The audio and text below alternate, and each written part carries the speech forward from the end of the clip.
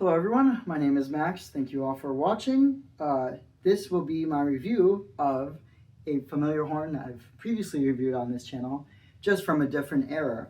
This is an Olds Ambassador, which is a student line trumpet, highly revered to be a very quality horn for being a student line. This Olds Ambassador is a 1960s model, I believe, and we can tell by the water keys, the valve design, and the pinky ring holder right here. It's not a circle. The circle usually indicates, and also the engraving on it. But this is still a great horn. I will usually bring it because you can always remove this and put a leer on the third valve slide, or leer, one of those two words. And I usually play it for any sports events at the school I go to, such as like the basketball games. I'll usually play with this horn. Usually, sometimes I'll have another horn and I'll be lazy and I won't take this one. But this is a horn that I always liked having because you can get them for very cheap, and I highly recommend, if you are looking for these, buy it cheap because you should be able to get it for cheap.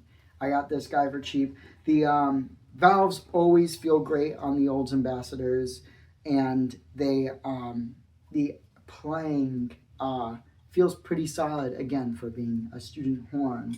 But those late 40s models are really the sweet spot. That isn't to say that this isn't a bad horn. This is a great horn, I believe, and I think it outshines some of the other horns that would be advertised as professional models that I've reviewed in the past, mainly because this is in a lot better condition than some of those other horns. So I'm going to play some more and then do a range test, and I'm going to get out of here. Beautiful horn, great horn. I highly recommend to have at least one, maybe for your collection.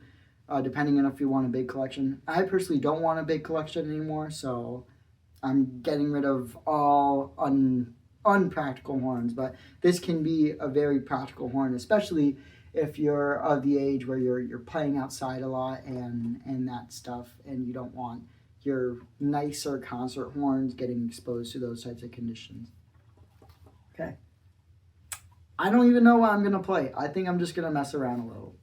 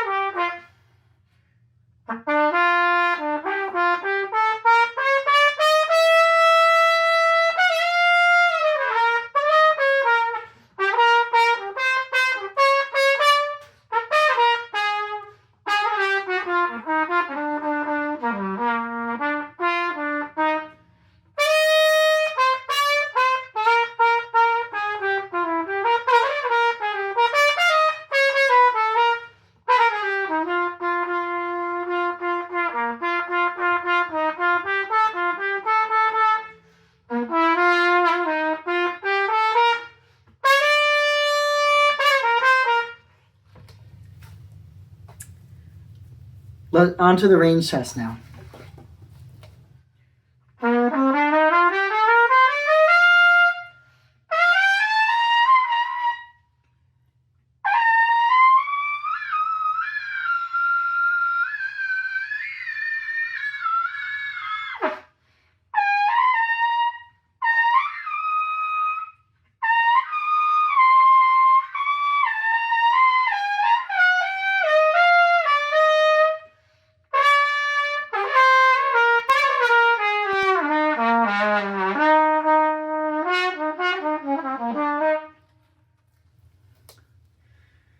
So overall, I feel that I do struggle a little bit in the upper register for this horn, and that could be because of it being a student model. It could also be because of my lips being tired, and yeah, you miss 100% of the notes you don't shoot for. So I still recommend, even though you may not be feeling, don't play with pain. If it's causing you pain, don't stop playing. Warm down and take a rest. You don't want to kill your lips, but it is not a bad idea to try to push the limits. So then when your lips rest, they can get better.